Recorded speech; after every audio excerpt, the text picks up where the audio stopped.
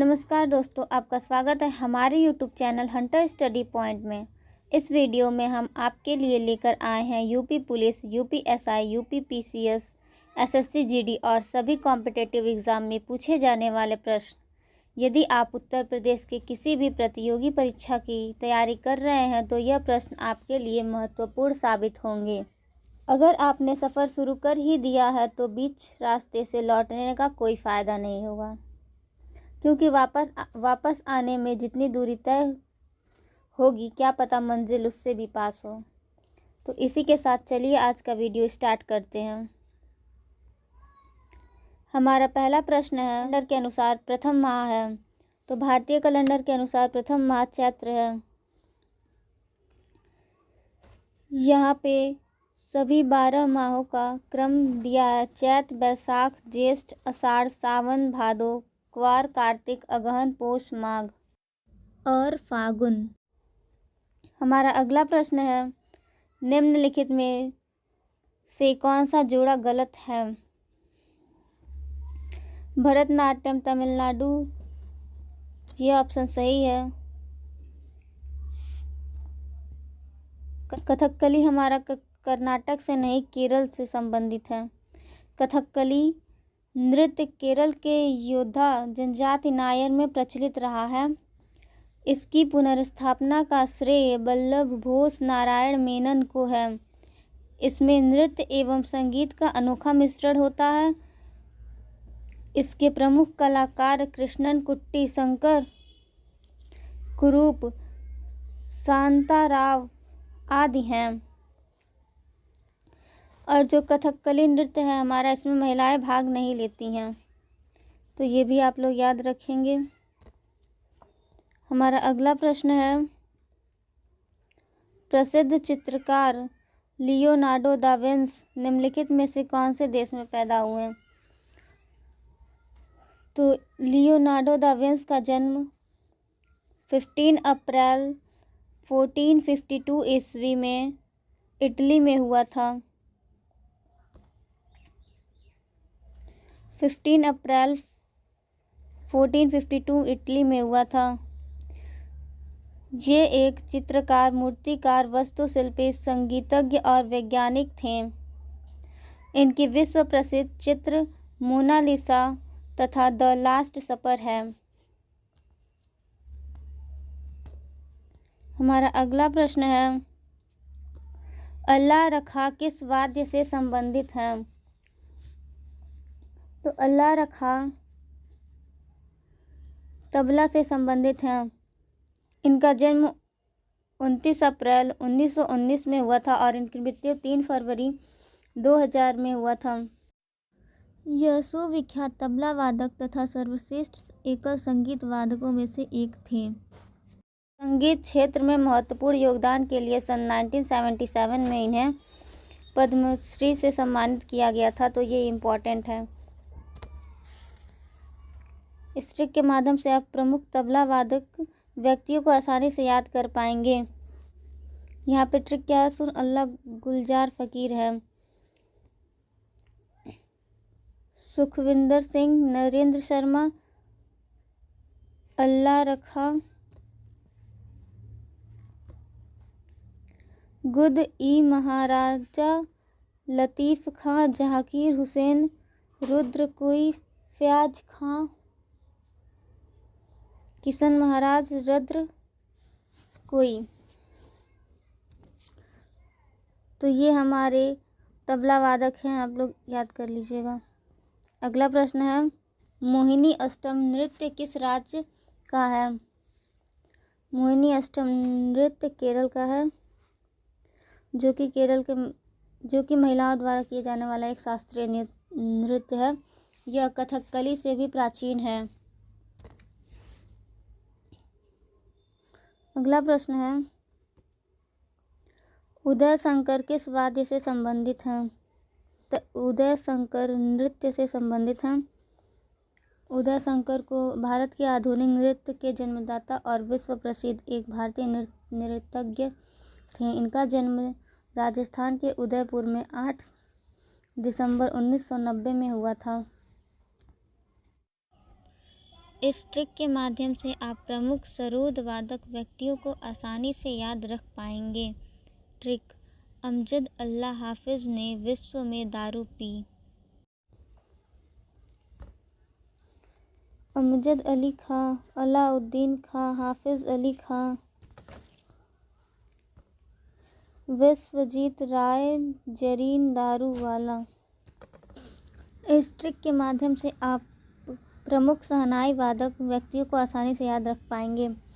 तो पहले हमने देखा तबला वादक व्यक्ति, उसकी ट्रिक क्या थी? सुन अल्लाह गुलजार फ़कीर है। दूसरा हमने देखा सोरद वादक व्यक्तियों को, उसकी ट्रिक क्या थी? अमजद अल्लाह हाफिज ने विश्व में दारू पी। अब हम देखेंगे शहनाई वादक व्यक्तियों को, जिसकी ट्रिक है हुसैन ने विष दिया। हुसैन अहमद खां, बिस्मिल्लाह खां, दया शंकर जगन्नाथ। हमारा अगला प्रश्न है, संत कबीर दास की समाधि स्थित है। तो संत कबीर दास की समाधि मगहर में स्थित है।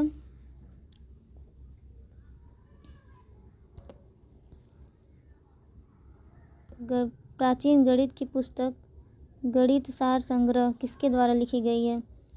तो ये महावीराचार्य के द्वारा लिखी गई है। जो महावीराचार्य ने गणित सार संग्रह लिखा, जिसमें इन्होंने लघुत्तम समापवर्तक निकालने के प्रचलित तरीके का वर्णन किया है। यहाँ पे ऑप्शन ए भास्कराचार्य हैं, ये भी इम्पोर्टेंट हैं, तो इनके बारे में भी हम थोड़ा जान लेते हैं। भास्कराचार्य 12वीं सदी के भारतीय गणित के पथ प्रदर्शक थे, जो गणितज्ञों की एक लंबी परंपरा के उत्तराधिकारी थे और उज्जैन स्थित वेधशाला के मुखिया थे। उन्होंने लीलावती और बीजगणित जैसी गणित की पुस्तकों की रचना की तथा सिद्धांत शिरोमणि नामक ज्योतिष शास्त्र की पुस्तक लिखी। हमारा अगला प्रश्न है, निम्न में से पंजाब का कौन सा प्रसिद्ध वाद्य यंत्र लकड़ियों की कई छड़ियों से मिलकर बना होता है? चिक्का जो है वो लकड़ियों की कई छड़ियों से मिलकर बना होता है। यहाँ आपको साइड में इमेज दिख रही होगी।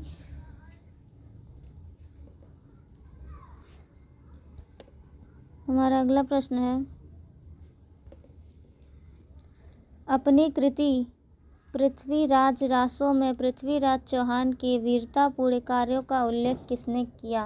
पृथ्वीराज रासो हिंदी भाषा में लिखी प्रथम महाकाव्य है, जिसमें पृथ्वीराज चौहान के जीवन और चरित्र का वर्णन किया गया है। इसके रचयिता चंद बरदाई पृथ्वीराज के बचपन के मित्र और उनके राज्य कवि थे और उनकी युद्ध यात्राओं के समय वीर रस की कविताओं से सेना को प्रोत्साहित भी करते थे। हमारा अगला प्रश्न है, मथुरा कला विद्यालय काल के दौरान अपने शीर्ष पर था। मथुरा कला विद्यालय कुषाण काल के दौरान अपने शीर्ष पर था। कुषाण शासकों ने, यहाँ कुषाण काल के बारे में थोड़ा सा नॉलेज लेंगे। कुषाण शासकों ने पहली शताब्दी से लेकर 175 ईस्वी के बीच उत्तरी भारत के एक विशाल क्षेत्र पर शासन किया। मथुरा कला परंपरा इस अवधि के दौरान विकसित कला परंपराओं में से एक थी। यह कला गंधार परंपरा से भी प्रभावित थी, जो कि इसकी मूर्तियों में दृष्टिगोचर होते हैं। इस कला पद्धति ने बुद्ध को एक त्रियामी प्रभाव और उत्साही स्वरूप प्रदान किया। हमारा अगला प्रश्न है, हमारे राष्ट्र चिन्ह के नीचे आदर्श वाक्य क्या होता है? भारत का राष्ट्र चिन्ह सारनाथ स्थित अशोक स्तंभ के शीर्ष भाग की अनुकृति है। भारत सरकार ने इस चिन्ह को 26 जनवरी 1950 को अपनाया था। राष्ट्र चिन्ह के नीचे देवनागरी में सत्यमेव जयते लिखा गया है, जो मुंडक उपनिषद से लिया गया है। इस चिन्ह का प्रयोग शासकीय कार्यों में किया जाता है। तो यहाँ पे इम्पोर्टेंट बात है, यह सत्यमेव जयते कहाँ से लिया गया है? मुंडक उपनिषद से। हमारा अगला प्रश्न है, भारत का राष्ट्रीय पशु है। ये तो सभी को पता होगा, भारत का राष्ट्रीय पशु बाघ है। भारत का राष्ट्रीय पशु बाघ है। भारत में बाघों को बचाने के लिए 1973 में प्रोजेक्ट टाइगर शुरू किया गया। 1973 में प्रोजेक्ट टाइगर शुरू किया गया और 1973 में बंगाल टाइगर को राष्ट्रीय पशु घोषित किया गया। इससे पहले शेर भारत का राष्ट्रीय पशु था, यानी 1973 के पहले भारत का राष्ट्रीय पशु शेर था। अगला प्रश्न है, विश्व में सबसे बड़ा धर्म कौन सा है? तो विश्व में सबसे बड़ा ईसाई धर्म है, जबकि हिंदू धर्म विश्व का तीसरा सबसे बड़ा धर्म है और दूसरे नंबर पे इस्लाम धर्म आता है। हमारे राष्ट्रगीत का अनुवाद किसने किया? तो हमारे राष्ट्रगीत का अनुवाद अरबिंदो ने आनंद मठ में वर्णित गीत वंदे मातरम का अंग्रेजी गद्य और पद्य में अनुवाद किया। राष्ट्रीय ध्वज आयताकार है, इसकी लंबाई का चौड़ाई से अनुपात है। लंबाई और चौड़ाई का अनुपात 3:2 है। भारतीय संविधान सभा ने राष्ट्रीय ध्वज को 22 जुलाई 1947 को अपनाया। में हिंदी के बाद सर्वाधिक बोले जाने वाली भाषा कौन सी है? हिंदी के बाद सर्वाधिक बोले जाने वाली भाषा बंगाली है, लेकिन यहाँ ऑप्शन में बंगाली नहीं दिया है, तो हम ठीक लगाएंगे, क्योंकि तीसरे नंबर पे सबसे ज़्यादा बोले जाने वाली भाषा मराठी है। हमारा अगला प्रश्न है, चेमान चेरी कुन्ही रमन नायर निम्नलिखित में से किस नृत्य के उल्लेखनीय नर्तक थे? तो ये कथकली के उल्लेखनीय नर्तक थे। कथकली मुख्यतः केरल का एक शास्त्रीय नृत्य है। इन्हें 2017 में भारत सरकार द्वारा पद्मश्री से सम्मानित किया गया था। अगला प्रश्न है, कर्नाटक संगीत में अलापना हिंदुस्तानी शास्त्रीय संगीत के समान होता है। तो यहाँ पे ऑप्शन हमारा भी सही रहेगा, आलाप। कर्नाटक संगीत में आलापना हिंदुस्तानी शास्त्रीय संगीत के आलाप के समान होता है।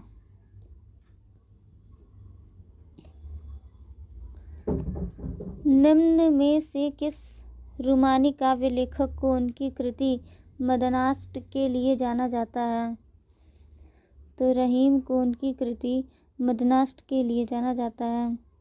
रहीम का पूरा नाम अब्दुल रहीम खाना खां था। इनका जन्म 17 दिसंबर 1556 में लाहौर में हुआ। ये मुग़ल बादशाह अकबर के संरक्षण में थे। रहीम के ग्रंथों में रहीम दोहावली, बरैवो, मदनाष्ट, राग पंचाधाई, नगर शोभा आदि प्रमुख हैं।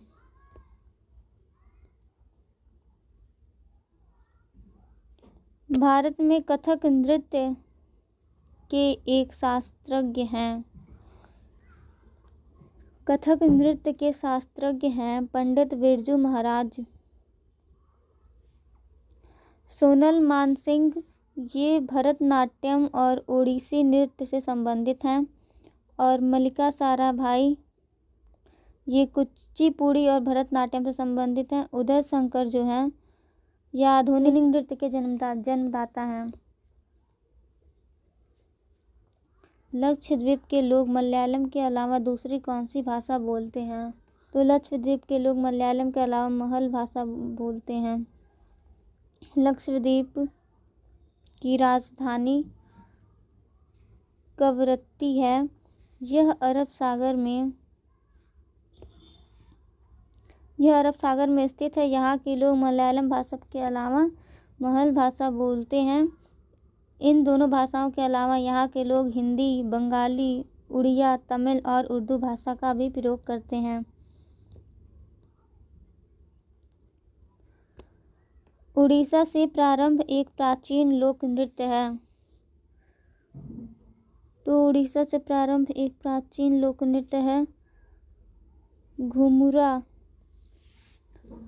पुलिकली जो है केरल राज्य का एक प्राचीन मनोरंजक लोक कला है जो वहाँ के प्रसिद्ध त्योहारों ओणम के अवसर पर किया जाता है। डालू कुनीता जो है वो कर्नाटक राज्य का एक प्रसिद्ध लोक नृत्य है जो ढोल की धुन पर किया जाता है। राउत नाच छत्तीसगढ़ राज्य के यादव समुदाय द्वारा दीपावली त्योहार के अवसर पर किए जाने वाला पारंपरिक नृत्य है।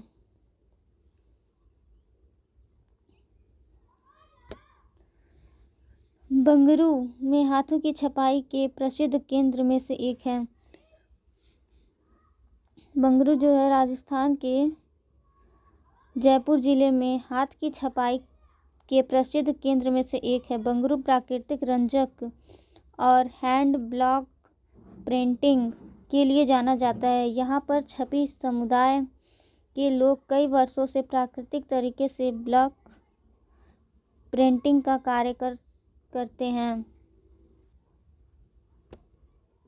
महाराष्ट्र के पोलो त्योहार में किस जानवर की पूजा की जाती है? तो यहाँ वृषभ जानवर की पूजा की जाती है। महाराष्ट्र के पोलो त्योहार में वृषभ की पूजा की जाती है।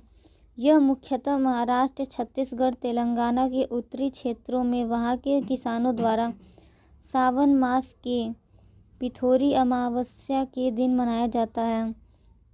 इस दिन अपने पुत्रों की दीर्घायु हेतु 64 योगिनी व पशुधन की पूजा की जाती है।